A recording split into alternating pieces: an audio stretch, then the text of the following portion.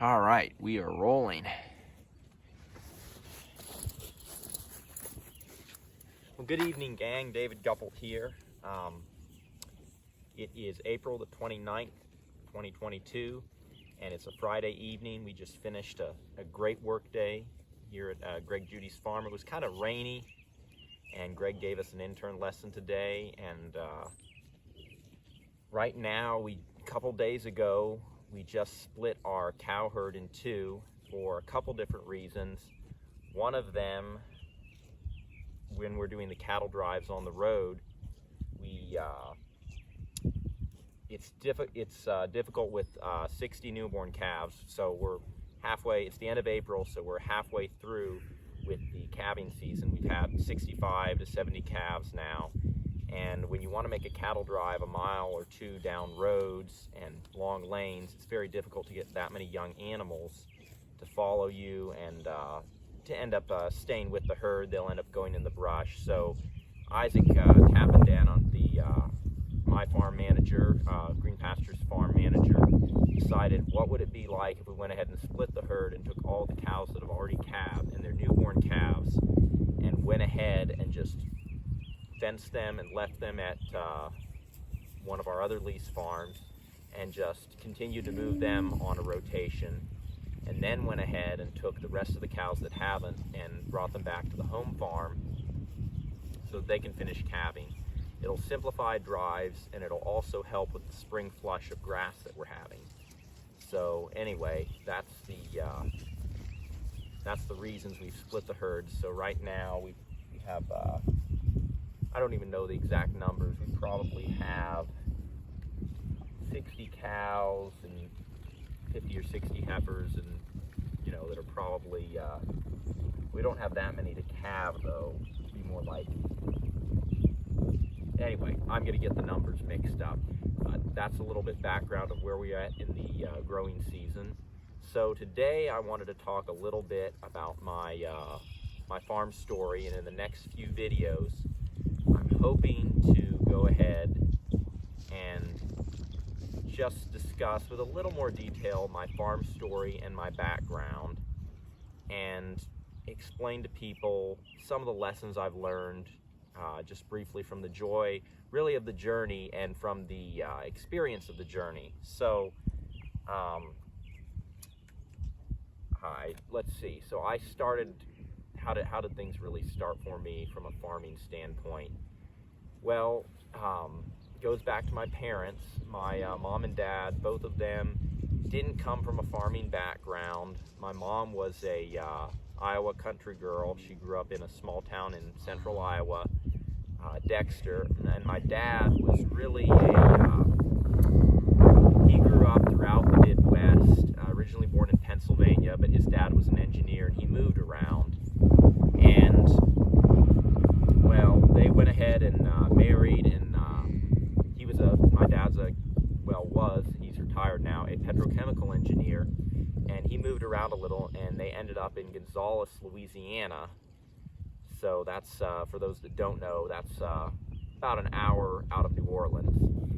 So anyway, they decided that they didn't want all of their children, I had 3 older brothers and a sister. They didn't want us to grow up in the city. They wanted us to have a little bit of experience working with our hands and learning how to grow things, working with the land, kind of like what a lot of parents do, putting their kids in 4-H. So they moved out of Baton Rouge, Louisiana, in the city to Gonzales back in 1993, and I was born a couple years later in 95, and so I grew up on a little over 4 acres, and we just did homesteading things. So we had milking goats, and we had a garden, we had some laying chickens, and originally as a little boy, I think as a little boy, you really don't think about where you're at. It's just where you're growing up. So we had a few acres. We were outside the city limits of Gonzales, so we were kind of a suburban mix, and you just take it for granted. Well, anyway, once I got to about, I guess 7 or 8. I mean, by the time I was 5 or 6, I was already putting corn seed and in the ground and learning how to pick tomatoes and hoe and work around plants, helping make different canning things in the kitchen with the family. By the time I was about 6 or 7, I decided I really didn't enjoy farming. I viewed it as more work. Other kids my age didn't have to fool with it. Certainly by the time I was about 10, I had a real disdain for farming. I really didn't enjoy it. I was a nerdy kid, very, I could read a 300-400 page book in a day. I had an incredible ability to focus and read things. And I excelled in school because I worked really hard at it. And working with my hands, getting dirty and the soil did not appeal to me. I guess I felt in a way like it was maybe not beneath me, but it wasn't what I wanted to do with my life. And that applied to vegetables and also to animals. And I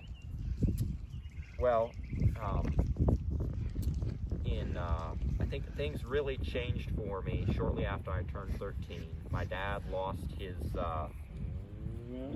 job, and he was out of work for 2 years, folks. And Mom was originally a PE and English teacher, but she had long since retired from that to raise us 5 kids. They wanted to homeschool us, make sure they gave us a solid education and an agrarian background. And Dad was the only wage earner, and he went from earning probably close, I never really knew exactly what my dad made, certainly close to a 6-figure income as a senior processing chemical engineer, to now he wasn't making, I'm going to have to get this cow to move out of the way, bear with me, folks. He went from making money, almost 6 figures to making nothing for 2 years, and that was pretty hard for our family. We were frugal, but 5 kids, and Mom caught a few jobs on the side too, and he was just searching all over for work and just couldn't find it for 2 years. Anyway, that was a big learning curve, I think, for the whole family. And we went ahead and expanded our garden, and at that time I think I really began to see the value of having food that you could grow in your backyard, and realizing that at the end of the day, having lots of technical book learning and knowledge is a good thing, but in real life, knowing how to grow your own food, how to manage the land and care for it matters. It's so fundamental, and it gave me a tremendous respect and appreciation for it. And as a young teenager, 14 to probably 18, I took over the family's garden. We had about 1/10 of an acre. We grew everything from tomatoes to squash to corn. In the wintertime, we'd grow, this is South Louisiana, you got to realize, we'd grow lettuce, greens, etc. Well, that experience growing vegetables gave me a sense of pride and satisfaction in the work I was doing, and I just really enjoyed it. And at the time, I still didn't really want to do animals because in my mind, we had a few dairy goats. They were just destroying the pasture, and the only way to improve the soil fertility for the pasture was to pour chemical fertilizer on it, and the only way to keep the animals healthy was to worm them. That's what you had to do. And I'd milk probably a few dairy goats in the morning and the evening, and we'd feed them grain, and I was looking at all the input costs from worming, taking an animal to the vet, the fencing, the daily costs, and it just didn't add up. Animals didn't make any sense. So I had a disdain for animals because that was just what I saw, and I thought vegetables would be a really neat thing to do. So by the time I was, 15, so I'd been doing gardening for a couple of years, I really fell, and raising all the family's stuff, and also we were giving away to friends and neighbors. I believed that I was going to be a vegetable farmer when I finished high school. I enjoyed the work. I suddenly developed a love for working with my hands. Well, then my dad, years earlier, probably 10 or 15 years previously, when I had been a little kid, my dad had bought a book that had the subtitle, net $25,000 in 6 months on 20 acres. And many of you know the book. The title of it is Pastured Poultry Profits by Joel Salatin, his first book on farming. He wrote it in '93. And my dad had bought the book, but like many books my dad would buy, he would just put it on the shelf to collect dust, and he'd never read it. And, well, he knew that I wanted to go into farming, and I think part of it was his desire to just see somebody read the book. And so he said, David, you know, I bought this book 10 years ago. Would you just go ahead and read it? I think you're going to go into farming. I know you want to do vegetables and not animals, but would you go ahead and just read this book for me? And when your dad, you have to know my dad, but he never really pushed anything on you. He just gave you an opportunity. And when your dad asks you so nicely, you just go ahead and you just say yes, even if you're rolling your eyes inside. So I said, yeah, Dad, sure, internally I was thinking, oh boy, I don't want to do animals.